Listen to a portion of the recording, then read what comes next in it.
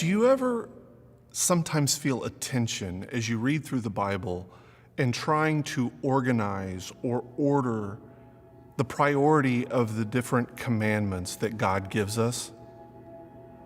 Jesus' contemporary Judaism did.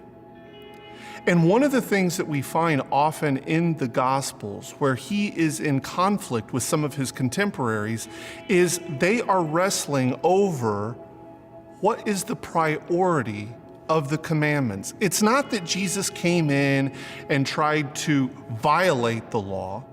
He would never do that. That's not the way you demonstrate yourself to be God's anointed Messiah, by disobeying God's commands. But rather it's asking the question of what is the priority.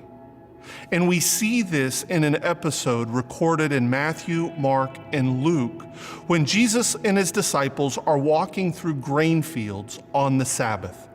His disciples become hungry, and so they pluck the heads of the grain and rub it in their hands and eat the grain seeds. Some of the Pharisees came and asked the disciples why they were doing what was not lawful on the Sabbath. You see, they put the observance of the Sabbath over the needs of the human individual.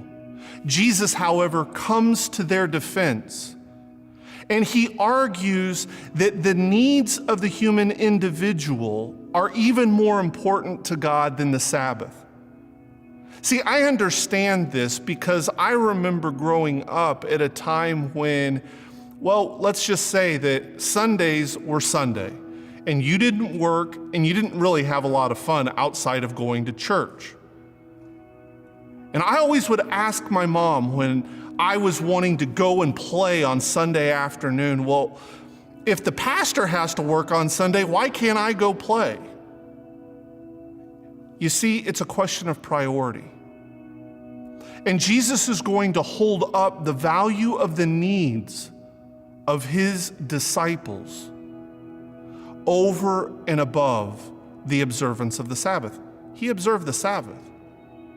He didn't even break the Sabbath. But here he says, God values human need more than the Sabbath. And he's going to make a statement to conclude this. He says, the Sabbath was made for man, not man for the Sabbath. Therefore, the Son of Man is Lord of the Sabbath. Now, in the Gospels, Jesus is going to use the term Son of Man in three ways. Number one, speaking about a human being. Foxes have holes, birds have nests. The Son of Man has nowhere to lay his head. Number two, he speaks about his passion predicting his coming death. The Son of Man will be handed over into the hands of men. And then finally, he speaks about himself fulfilling the role of the judge of the end of the age, when the Son of Man comes with the angels of heaven. Now, whenever we find Jesus speaking about the Son of Man, we need to run it through that grid of three. And it's clear from what we find in Mark's gospel, the Sabbath was made for man, not man for the Sabbath. Therefore, the Son of Man is Lord of the Sabbath. That he means the Son of Man there as a human individual. In Matthew's version of the story, he goes on to say that there's something even greater than the temple here. He's not speaking about himself.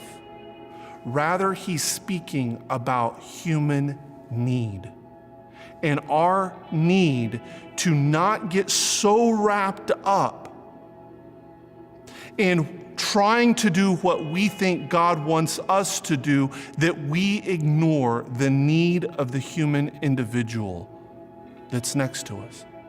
His disciples were hungry, and to feed their hunger, they plucked grains of wheat on the Sabbath. It's not that Jesus is saying the Sabbath isn't important. He's saying that human need is more important. And you see, we struggle with that still today, don't we?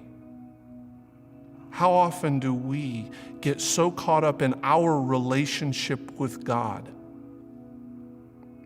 that we ignore the needs of those around us and not realize that what God really prioritizes is the needs of others and our ability to help them, to show mercy, to show kindness, and to show love. How do we go about sharing the same priorities that God has, the same priorities that Jesus had? Human need even trumps our need for certain spiritual disciplines. Doesn't mean that we ignore them, but it means what priority do we give? We need to follow Jesus.